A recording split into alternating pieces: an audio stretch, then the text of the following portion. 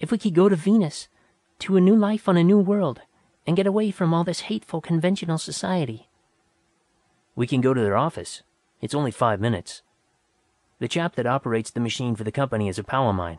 He's not supposed to take passengers except between the offices they have scattered about the world, but I know his weak point. Eric laughed, fumbled with the hidden spring under his desk. A small polished object, gleaming silvery, slid down into his hand. Old friendship, plus this, would make him like spinach.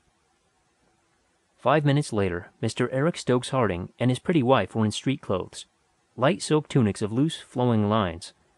Little clothing being required in the artificially warmed city. They entered an elevator and dropped 30 stories to the ground floor of the great building. There they entered a cylindrical car, with rows of seats down the sides. Not greatly different from an ancient subway car, except that it was airtight, and was hurled by magnetic attraction and repulsion through a tube exhausted of air, at a speed that would have made an old subway rider gasp with amazement. In 5 more minutes their car had whipped up to the base of another building, in the business section, where there was no room for parks between the mighty structures that held the unbroken glass roofs 200 stories above the concrete pavement. An elevator brought them up 150 stories. Eric led Nada down a long, carpeted corridor to a wide glass door, which bore the words, Cosmic Express, stenciled in gold capitals across it. As they entered, a lean man, carrying a black bag, darted out of an elevator shaft opposite the door, ran across the corridor, and entered. They pushed in after him. They were in a little room, cut in two by a high brass grill. In front of it was a long bench against the wall, that reminded one of the waiting room in an old railway depot. In the grill was a little window, with a lazy, brown-eyed youth leaning on the shelf behind it. Beyond him was a great glittering piece of mechanism, half hidden by the brass. A little door gave access to the machine from the space before the grill. The thin man in black, whom Eric now recognized as a prominent French heart specialist, was dancing before the window, waving his bag frantically, raving at the sleepy boy. Quick! I have tell you the truth. I have the most urgent necessity to go quickly. A patient I have in Paris, that is in the most critical condition. Hold your horses just a minute, mister. We got a client in the machine now.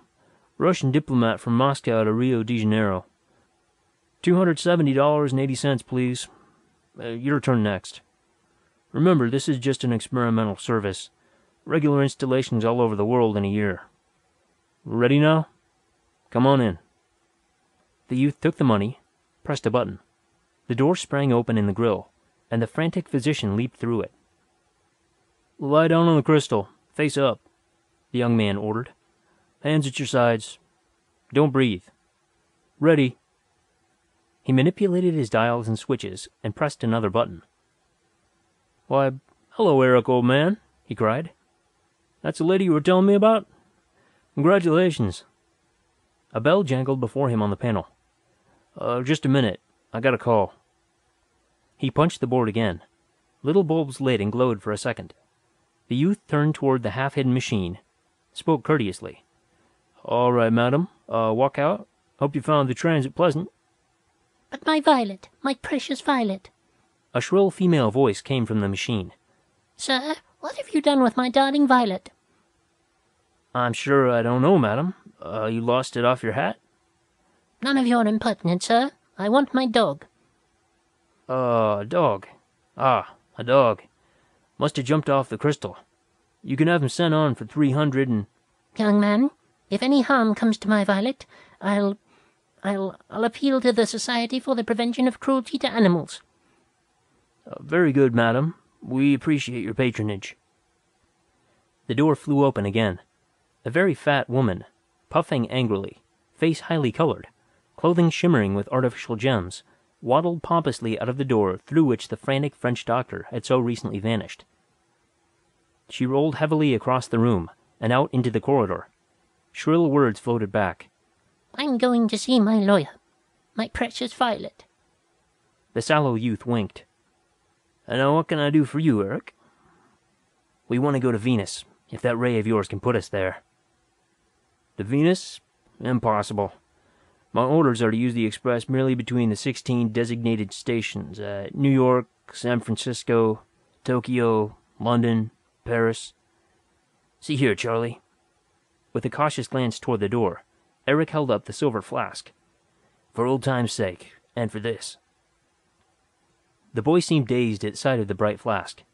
Then, with a single swift motion, he snatched it out of Eric's hand, and bent to conceal it below the instrument panel. Sure, old boy. I send you to heaven for that, if you give me the micrometer readings to set the ray with.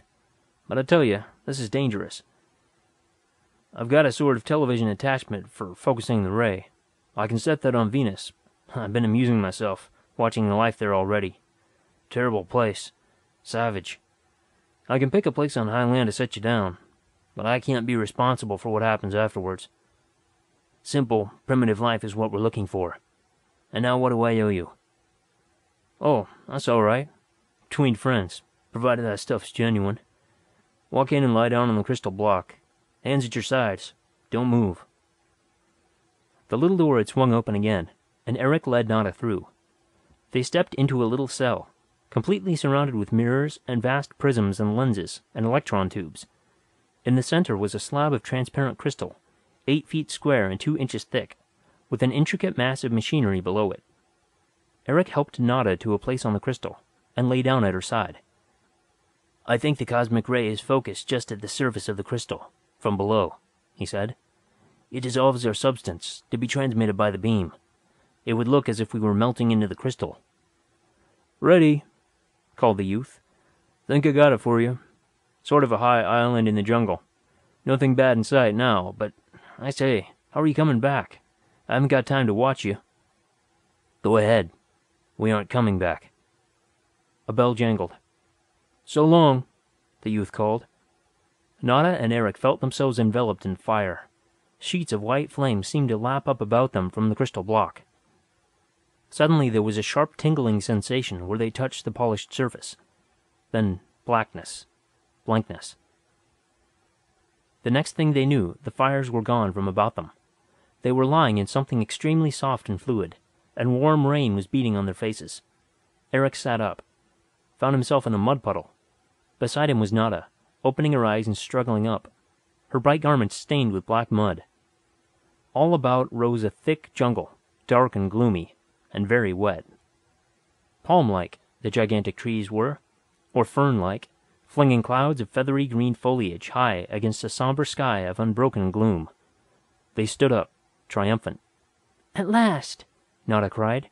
We're free. Free of that hateful old civilization. We're back to nature. Yes. We're on our feet now, not parasites on the machines. It's wonderful to have a fine, strong man like you to trust in, Eric. You're just like one of the heroes in your books. You're the perfect companion, Nada. But now we must be practical. We must build a fire, find weapons, set up a shelter of some kind. I guess it'll be night pretty soon. And Charlie said something about the savage animals he had seen in the television. We'll have a nice dry cave, and have a fire in front of the door, and skins of animals to sleep on, and pottery vessels to cook in. And you'll find seeds and grow grain. But first we must find a flint bed. We need flint for tools, and to strike sparks to make a fire with. We'll probably come across a chunk of virgin copper, too. It's found native. Presently they set off through the jungle. The mud seemed to be very abundant, and of a most sticky consistency.